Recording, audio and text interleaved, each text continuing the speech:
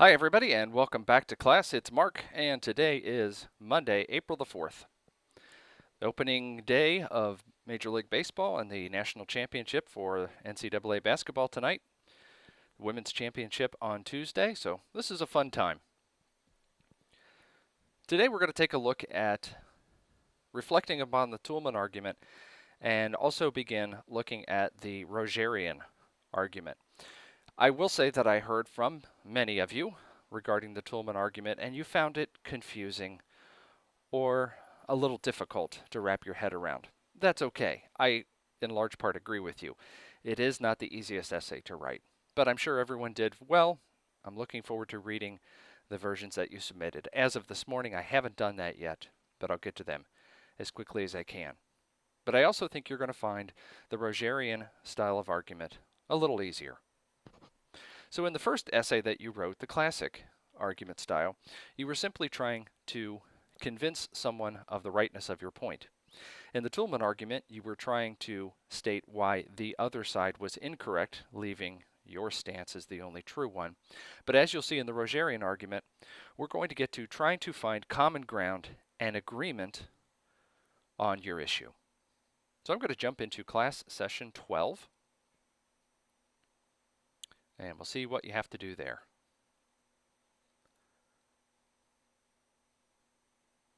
And we'll take these one at a time. Before we get to the Rogerian argument, there's a discussion board for the Toulmin argument, and in that you're going to reflect on what you thought of that writing process. I just noticed there's a typo here. I didn't type this. So make your initial post, reflect upon your writing process. If a lot of these say, I thought it was confusing, that's okay. It's your opinion. You can state it if you'd like. And hopefully you'll also be able to include that you thought it got better over time. And you're going to want to reflect on the posts of two other students. So write about 250 words regarding your own writing process, respond to two other students in about 200 words. That's it for the Toulmin assignment. Now let's get into the Rogerian.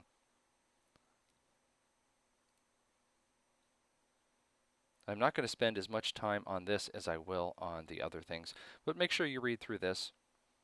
This is about reflective writing, so reflecting upon your own writing process. You'll want to review this before you write your discussion board post. Here's what I really want to jump into, the readings and the video. Notice that it shows a YouTube link here, but if you just open up the Writing Commons, you'll find the same YouTube link is in there as well. So you need only open one of the two, but not both. I know you'll read this, and I don't want to read to you in this video, but there are a couple of things I'd like to point out. Here is the video that's included in the other tab. The Rogerian argument is about finding common ground. Where do you agree with the people who have a stance on your issue different than your own?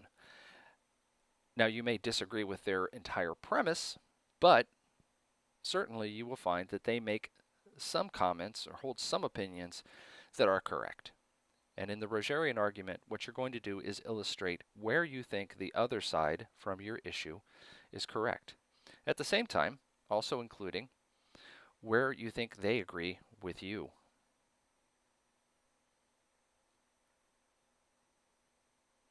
And here are some things that your essay on the Rogerian model should include. A neutral discussion of the problem from your point of view and from the other party's point of view. Discussion of your point of view with a selection of facts or assertions that you're willing to concede to your opponent, the people that disagree with you. And, on the opposite end, facts or assertions you're willing to accept about their point of view. And last, a thesis that finds common ground between what you believe and what the other side believes. And there is also an example paper in here that we'll take a look at that I think will illustrate this better than I can.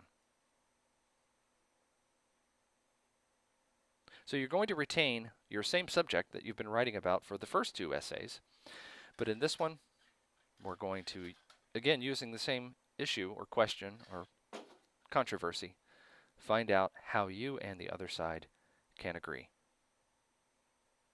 And here is some information on what you should include in an outline.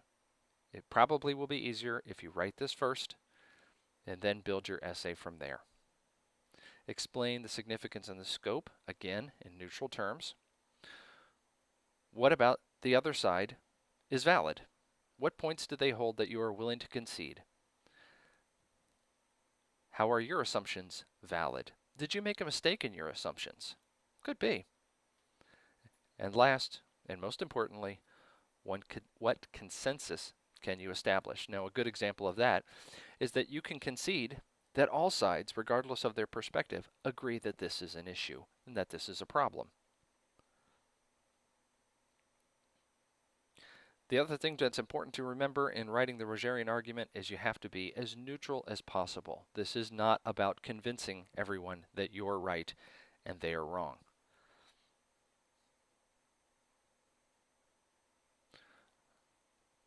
Let's get to the example paper, and I think this will become a little more clear. And this was not a paper that anyone had ever written for me. I was a little surprised when I read it, but that's okay. It's in the assignment folder. I'm not going to open up the PowerPoint. I know you will. Before we get to the student sample paper, let's take a look at the instructions. These will look largely familiar.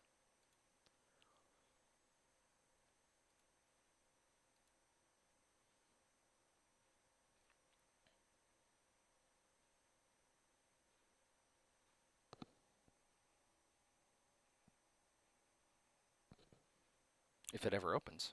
This is taking a long time.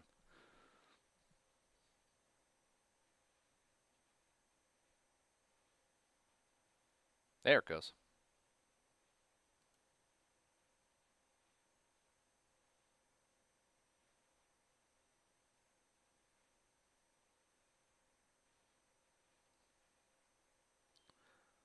We talked about this a little bit already, but let's just revisit it.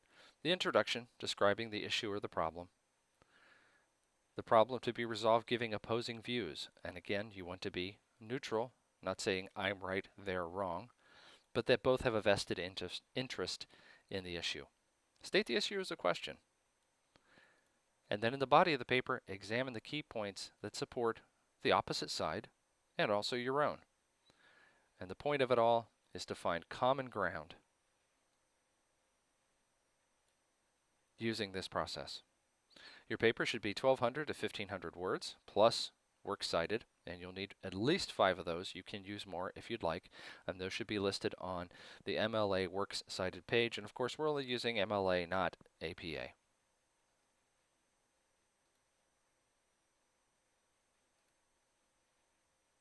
Here's the sample student paper.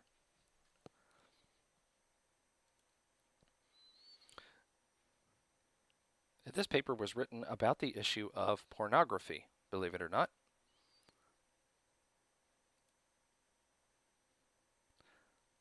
And the student is taking the stance that some have no problem with the presence of pornography, others are abhorred by it, but is there a situation where we can find a common ground in which some might think pornography is acceptable? And as you read through this, you'll notice that this student did a pretty good job of staying neutral on the subject.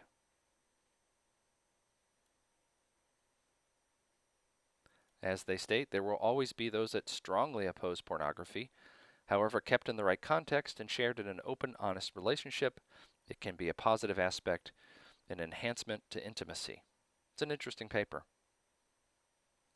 Read through this entire thing, and I think you're going to see that this student did a decent job of tackling what could have been a difficult subject. This student also maintains that there are some for whom pornography will never be acceptable. They also maintain that there are some that have absolutely no problem with the existence of that. And what they did is found a way in which some, but certainly not all, might find that pornography can be acceptable within certain relationships. It's an interesting read, as I mentioned. I'm going to go back to the class session and see what else remains there. Make sure you print off everything in the assignment folder. You'll need that, and especially the paper. Read through it. I guess you don't have to print that if you read it on your screen. There is the discussion board and the annotated bibliography. We're going to continue to develop this. Oh, these are the samples of what your annotated bibliography should look like. Most have done a pretty good job with this. There are some for whom citations are still a little problematic. Remember, you can always use a source like citationmachine.net or Purdue OWL, so you have an example of how your citations should be written. And that looks to be it for this week. As I mentioned early on, I haven't read your Toolman arguments yet. I will get to those as quick as I can. If you want to reach out to me, my text number is 812-498-4200. That's better than email because I can respond to those more quickly. I find sometimes when I send emails to students, they don't get read right away, maybe later the same day.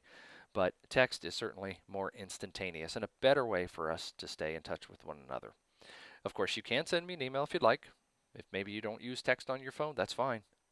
Email address is mstenger and the number 1 at ivytech.edu. Hope everybody has a great week. I'll see you around.